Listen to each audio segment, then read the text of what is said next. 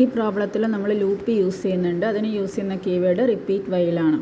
ഇപ്പോൾ ലൂപ്പിൽ ഒരു സ്റ്റാർട്ടിംഗ് കണ്ടീഷൻ ഉണ്ടാവും, ഒരു എൻഡിങ് കണ്ടീഷൻ ഉണ്ടാവും. സ്റ്റാർട്ടിംഗിൽ നിന്ന് എൻഡിങ്ങിലേക്ക് എത്താൻ ഒരു ഇൻക്രിമെൻറ്റ് ഓപ്പറേറ്റർ നമ്മൾ യൂസ് ചെയ്യുന്നുണ്ട്. ഇപ്പോൾ ഇവിടെ യൂസ് ചെയ്യുന്ന റിപ്പീറ്റ് വൈൽ എന്ന് പറയുന്ന കീവേഡ് വെച്ചിട്ടാണ് ലൂപ്പിംഗ് കണ്ടീഷൻ നമ്മൾ കൊടുക്കുന്നത്. അപ്പോൾ അതിൻ്റെ അൽഗോരിതം എഴുതിയിട്ടുണ്ട്. Problem first n numbers print ചെയ്യാനാണ്. അപ്പോൾ നമുക്ക് ഇൻപുട്ട് n ആയിരിക്കും.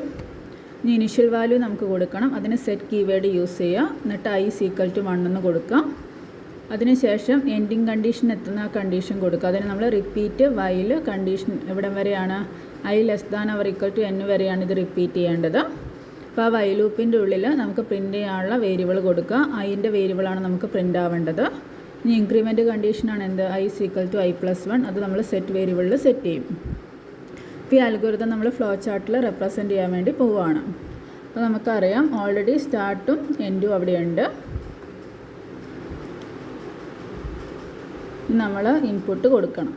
അപ്പോൾ അതിനു വേണ്ടി ഇൻപുട്ട് സിമ്പിൾ സെലക്ട് ചെയ്യാം.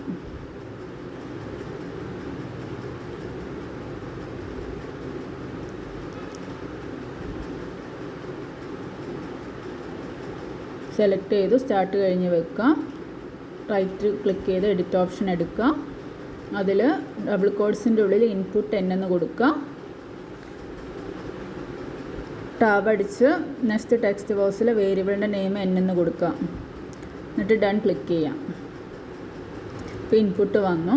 ഇനി നമുക്ക് എന്താ വേണ്ടത്, i = 1 സെറ്റ് ചെയ്ത് കൊടുക്കണം. അതിന് നമ്മൾ അസൈൻമെൻറ്റ് ഓപ്പറേറ്ററാണ് യൂസ് ചെയ്യുന്നത്. അവിടെ അസൈൻമെൻറ്റ് കൊടുത്തു.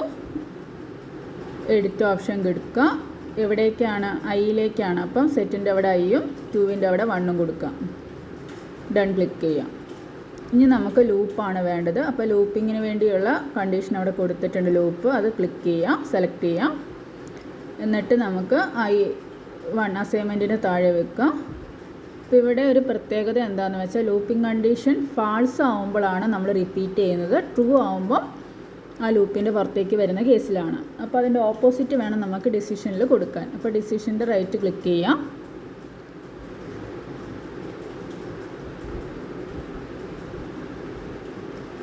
എഡിറ്റ് ഓപ്ഷൻ ക്ലിക്ക് ചെയ്യാം.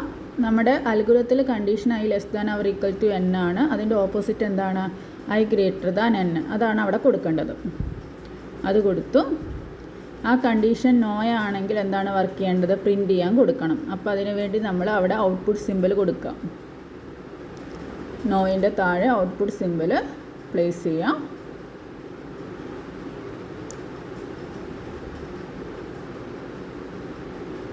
കൊടുത്തു. അതിൻ്റെ റൈറ്റ് ക്ലിക്ക് ചെയ്യാം.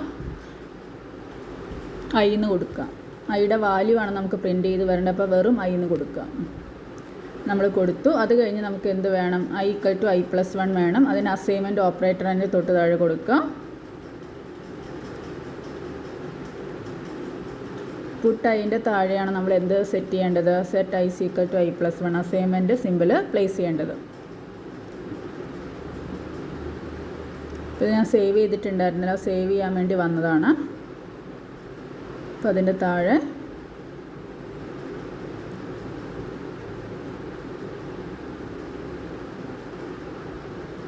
റൈറ്റ് ഞെക്കാം.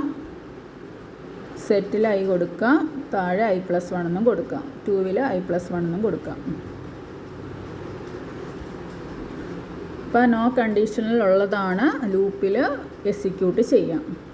അപ്പോൾ ആ കണ്ടീഷൻ ട്രൂ ആണ്. i <= n എന്ന് പറയുന്ന കണ്ടീഷൻ ട്രൂ ആവുന്ന സമയത്ത് എങ്ങോട്ട് പോകും, എൻഡിലേക്ക് പോകും. ഇങ്ങനെയാണ് റാപ്റ്റർ ടൂളിൽ ലൂപ്പ് വർക്ക് ചെയ്യുന്നത്. അതായത് അൽഗോരിതത്തിൻ്റെ കണ്ടീഷൻ്റെ ഓപ്പോസിറ്റാണ് റാപ്റ്റർ ടൂളിൽ വർക്കിംഗ് വരിക. ഇപ്പോൾ നമുക്ക് റൺ ചെയ്ത് നോക്കാം. അപ്പോൾ റൺ ബട്ടൺ ക്ലിക്ക് ചെയ്യുക, ഇൻപുട്ട് കൊടുക്കുക. ഫസ്റ്റ് n-ൻ്റെ വാല്യൂ 4 കൊടുത്തു. അപ്പോൾ ആ ലൂപ്പിൽ എക്സിക്യൂട്ട് ചെയ്യും. 1 മുതൽ 1 2 3 4 എന്ന് പറയുന്ന ഔട്ട്പുട്ട് അവിടെ പ്രിൻ്റായി വരും. കണ്ടോ, പ്രിൻ്റ് ആയിട്ടുണ്ട്. ഇങ്ങനെയാണ് ലൂപ്പിൻ്റെ എക്സിക്യൂഷൻ. ഇപ്പോൾ ഇവിടെ ശ്രദ്ധിക്കേണ്ട കാര്യം ഇത്രയേ ഉള്ളൂ. നമ്മൾ ലൂപ്പിൻ്റെ ഡയമണ്ട് സെക്ഷനിൽ നമ്മുടെ അൽഗോരിതത്തിലെ വൈൽ കണ്ടീഷൻ എന്താണോ അതിൻ്റെ ഓപ്പോസിറ്റാണ് നമ്മളവിടെ ചെക്ക് ചെയ്യാൻ കൊടുക്കുന്നത്. അത് എസ് ആകുമ്പോൾ ലൂപ്പിൻ്റെ പുറത്തേക്കും, നോ ആകുമ്പോഴാണ് അത് റിപ്പീറ്റ് ചെയ്യുന്നത്.